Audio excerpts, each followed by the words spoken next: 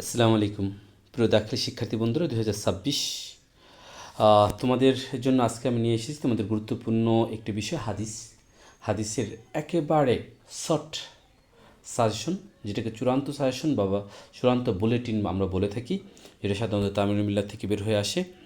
আমরা সেই সাজেশনটা তোমাদের জন্য আজকে দিচ্ছি।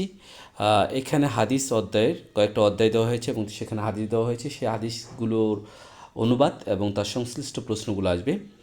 আমরা হাদিসগুলো বলছি। তারিফুল হাদিস প্রথম অধ্যায়, এই অধ্যায় থেকে সম্পূর্ণ অধ্যায়টি আমরা পড়বো। এটা যেহেতু এখান থেকে গুরুত্বপূর্ণ কিছু প্রশ্ন আছে। এরপর বাবুস সালাম, এখান থেকে আমরা 2 নম্বর, 3 নম্বর, 5 নম্বর, 6 নম্বর, 19 এবং 34 নম্বর হাদিসটা পড়বো এবং তার সংশ্লিষ্ট প্রশ্নগুলো পড়বো। এরপর বাবুল ইস্তেজান, এখান থেকে মাত্র 3টা হাদিস 41, 42 এবং 45 নম্বর হাদিসগুলো পড়বো। বাবুস মুসাফা ওয়াল মোয়ানাকা, এই অধ্যায় থেকে আমরা পড়বো 50, 51, 54 এবং 55 নম্বর হাদিস।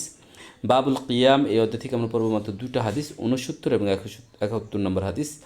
বাবুল আতাস ওয়া তাসাউফ, এই অধ্যায় থেকে পড়বো 81, 82 এবং 90 নম্বর হাদিস।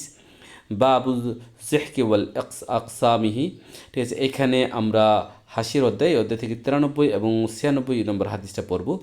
বাবুল আসমাই, নাম গ্রহণের অধ্যায়, অধ্যায় থেকে 98, 99, 115 এবং 125 নম্বর হাদিস পড়ব। বাবুল হেফজুল লিসান ওয়াল গিবা ওয়াল শতম, এই অধ্যায় থেকে আমরা পড়বো 128, 130, 131, 136 নম্বর হাদিস। বাবুল ওয়াদা, এই অধ্যায় থেকে 190 এবং 191 নম্বর হাদিস পড়ব। বাবুল সিরাহ, এই অধ্যায় থেকে 194 এবং 195 নম্বর হাদিস পড়ব।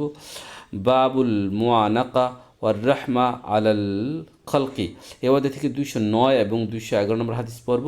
ঠিক আছে, এরপর বাবুল হব্বে ফিল্লা ওয়াল বুগজ ফিল্লা, এই অধ্যায় থেকে 217 নম্বর হাদিস পড়ব।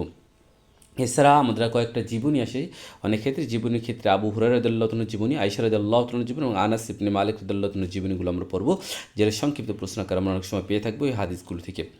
এরপর উসুল হাদিস, এই অংশ থেকে আমরা মাত্র 4টা প্রশ্ন দিয়েছি। এখানে হাদিসের আবেদনিক ও পারিভাষিক অর্থ লেখো, হাদিস সুন্নাহ এবং আসারের পার্থক্য বর্ণনা করো, সনদের ভিত্তিতে হাদিস কত প্রকার ও কী কী বর্ণনা করো, মত অনুসারে হাদিসের প্রকারসমূহ সংজ্ঞা সহ আলোচনা করো।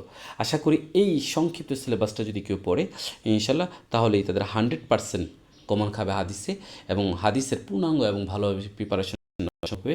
তাই আজকে থেকে আর দেরি না করে আমরা এই হাদিসের জন্য নোট তৈরি করব এবং এই প্রশ্নগুলো মুখস্থ করব এবং পরীক্ষার জন্য পূর্ণাঙ্গ প্রস্তুতি নেব।